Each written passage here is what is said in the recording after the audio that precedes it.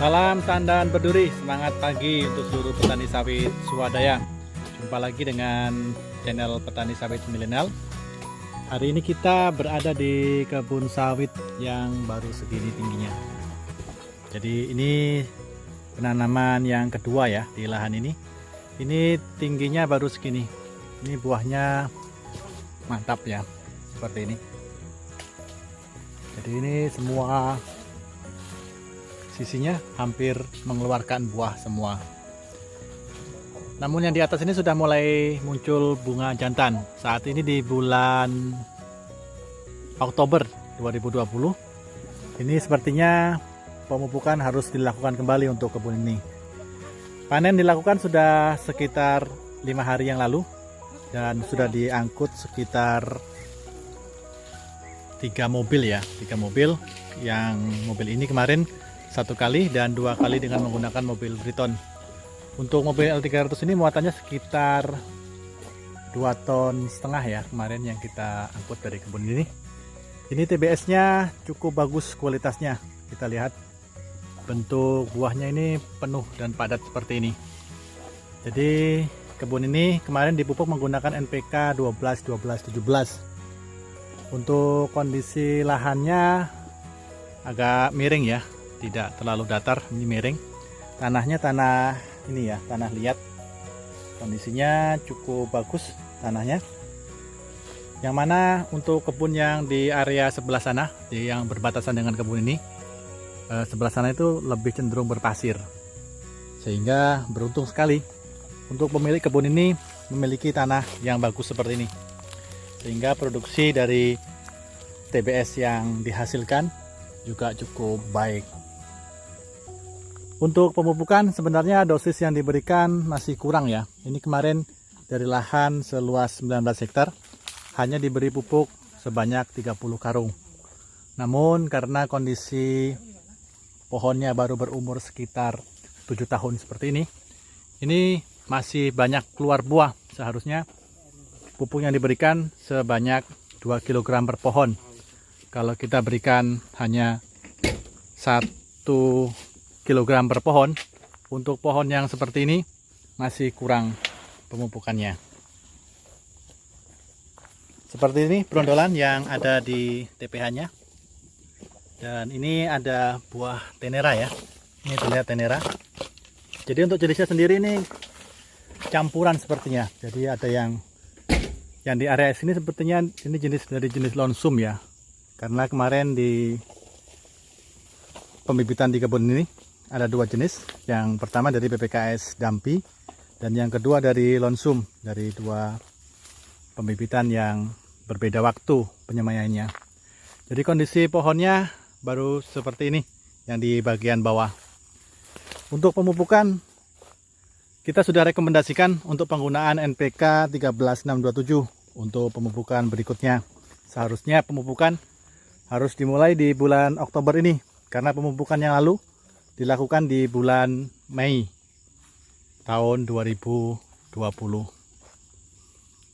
Oke, kita lihat nanti TPH yang di sebelah sana dan kondisi kebun yang lainnya yang di sebelah sana, apakah juga sama seperti ini atau yang lain.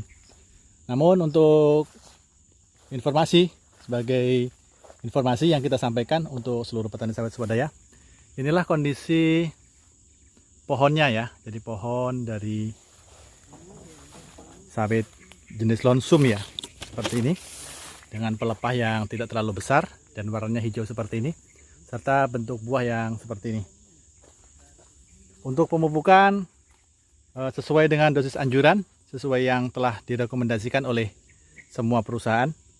Pupuk yang diberikan harusnya dari jenis NPK 13627 kalau sudah berproduksi seperti ini. Dengan interval waktu 6 bulan sekali pemupukan, seharusnya dosis yang diberikan per pohon itu 3 kg. Namun ini kondisi kita petani sawit swadaya yang mana anggaran pemupukan sering dipotong biasanya. Jadi seharusnya pemupukan diberikan 6 kg per pohon setahun.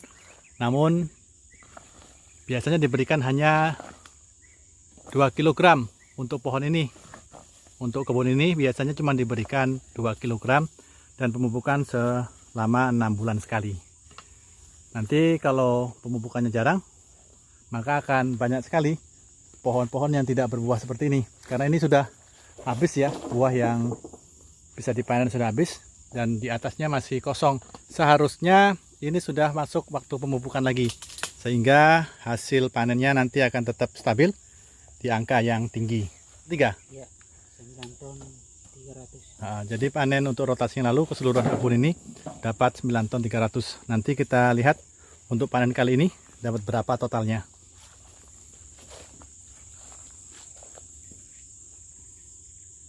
Untuk area yang di atas pohonnya sudah setinggi ini.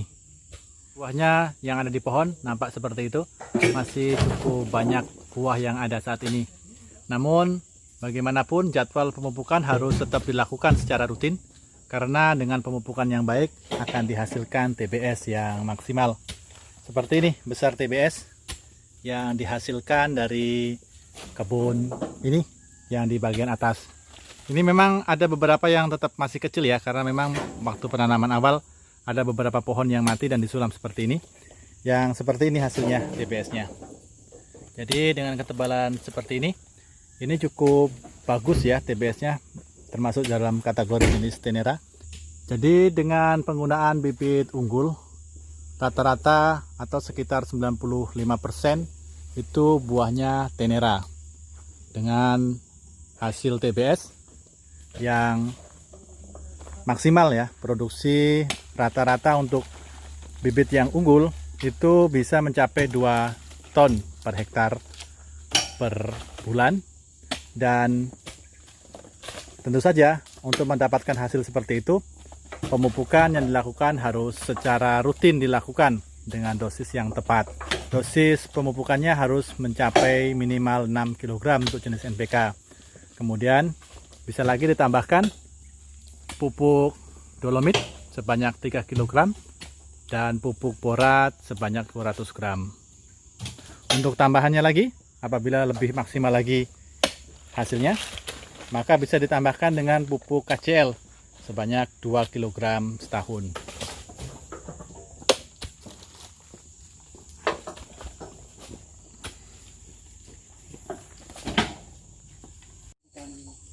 Kebun yang di sisi sebelah kanan pondok ini daunnya banyak yang menguning seperti ini, dan bagian bawahnya mengering seperti yang nampak di depan situ, dan juga di sebelah sini. Ini sudah mulai menunjukkan tanda-tanda akan mengering.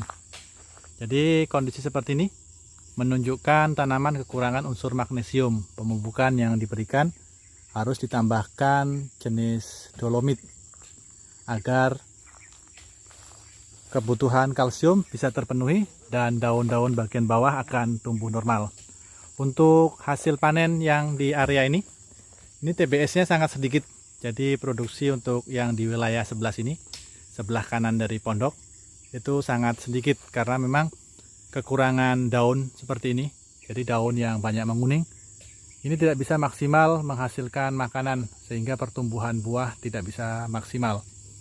Untuk perawatannya harus segera dipupuk dengan menambahkan pupuk dolomit yang mengandung magnesium.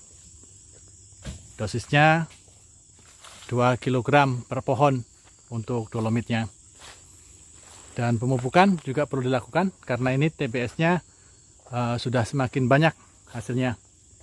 Dengan pemupukan yang rutin dengan dosis 6 kg per pohon per tahun, hasil panen rata-rata per hektar bisa mencapai 2 ton per bulan. Jadi kalau untuk lahan kita sebanyak 19 hektar, minimal dalam 1 bulan bisa menghasilkan 40 ton TBS kelapa sawit. Dan ini hasil panen yang di bagian atas.